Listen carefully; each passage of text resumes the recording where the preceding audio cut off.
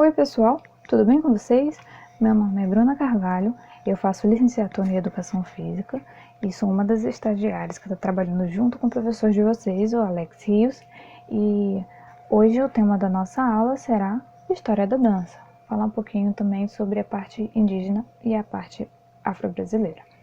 Então, hoje a dança é considerada uma atividade de expressão artística, a qual pode ser praticada estando sozinho, em dupla ou grupos. Existem diferentes estilos de dança, como a de rua e a contemporânea, mas existem muitas outras. Cada uma delas com suas próprias características e origens. No sentido literal, a dança é uma série de movimentos ritmados em forma de atividade física ou por diversão, geralmente uma música acompanhando. Mas essa questão da parte ritmada é mais sobre estar vinculado à música, exatamente por isso, porque você tem aquela marcação de tempo, 1, 2, 3 ou 1, 2, 3, a variação de tempo muda, mas não necessariamente precisa de música, mas é mais divertido.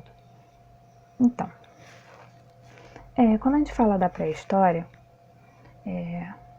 a dança é praticada desde essa época e era feita assim, de forma com que eles dançavam pela vida, pela sobrevivência.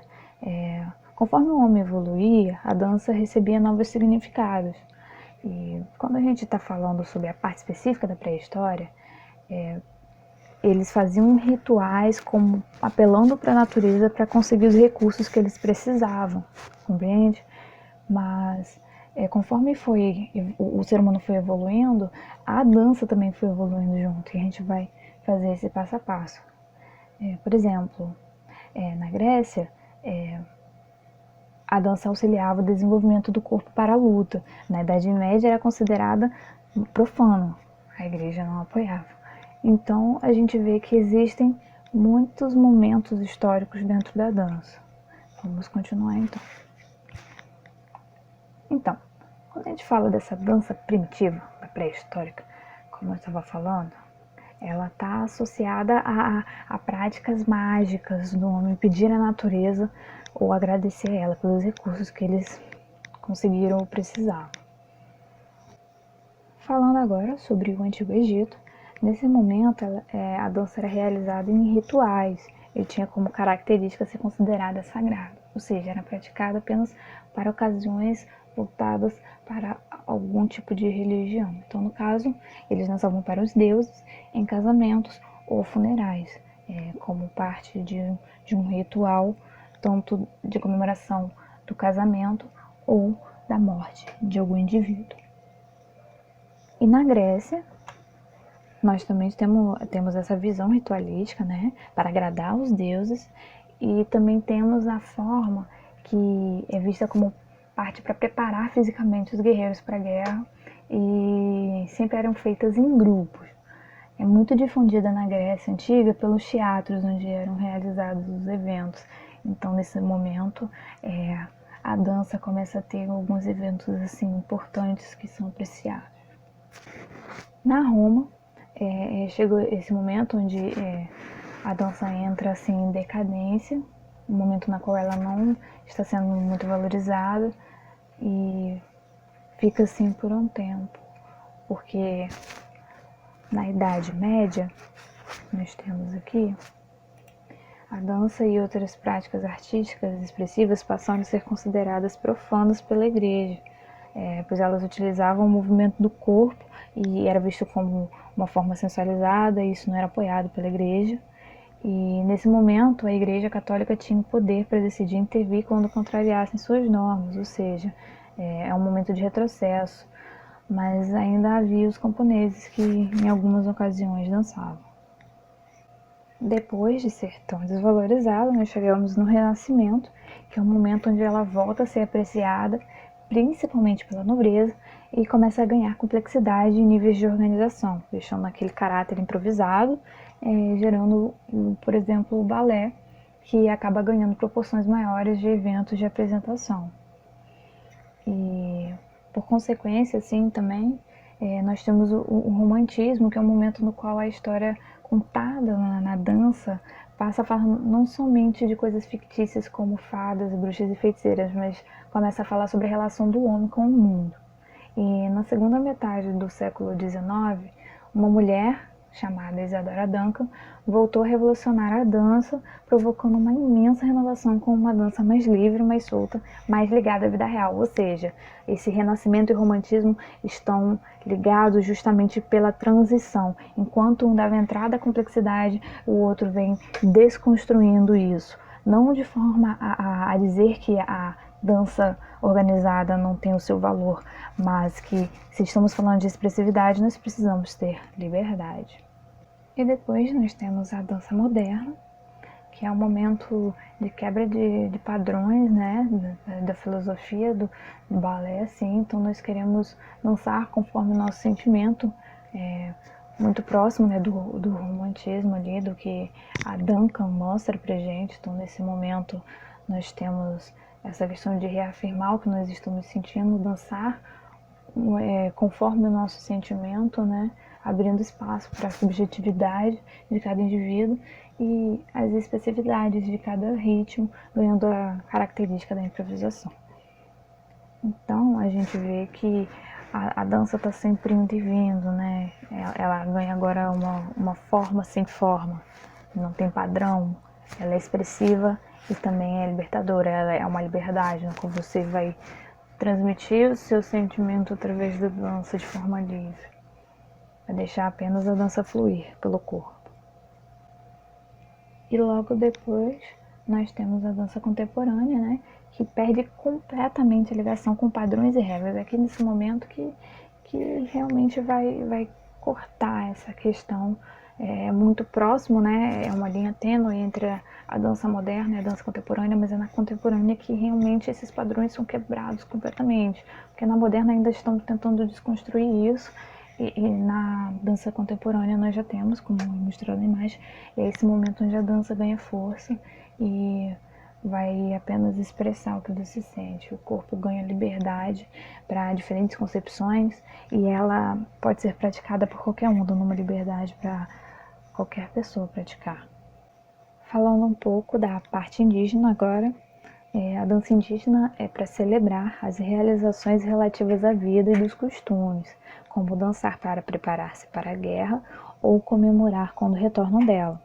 Pode ser também para celebrar o seu líder, o cacique, marcar a puberdade dos adolescentes, como forma de homenagear os mortos e até para espantar doenças e outros perigos, pedindo por também recursos e para que protejam eles de qualquer tipo de mal que possa vir a atingir eles.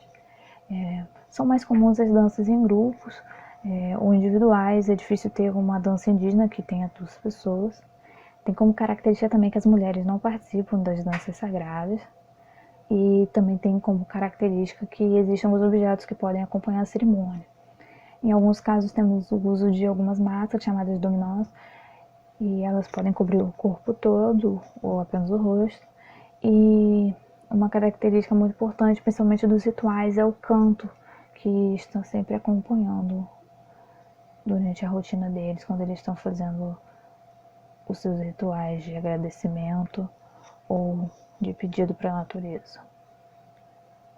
Aí nós entramos na parte já da dança afro-brasileira, que é um estilo que remete ao período colonial, trazido pelos escravos africanos, como uma forma de expressão da sua cultura e também de resistência, como por exemplo a capoeira, que de alguma forma também acaba sofrendo influência dos indígenas. Mas esse momento aqui de resistência é importante porque a capoeira, primeiramente, ela servia como forma de se defender.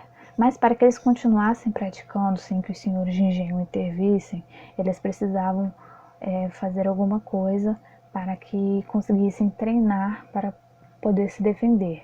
Então eles tiveram a ideia de transformar a luta em uma dança para que eles pudessem sempre estar realizando e se preparando para os momentos de resistência e de fuga. Então, por estar relacionada à cultura dos africanos, a dança afro-brasileira, ela tem como base o aspecto religioso do candomblé e da umbanda, para adorar deuses e elementos da natureza. E aí, nesse momento, nós temos uma mulher chamada Catherine Durham, uma americana, filha de afro-americano com uma franco-canadense, É nesse momento que ela vem e se torna a primeira mulher afrodescendente a estudar na Universidade de Chicago, que vem a obter um doutorado em antropologia, estudando as raízes da dança afro, e a partir disso ela criou as obras coreográficas com sua própria marca.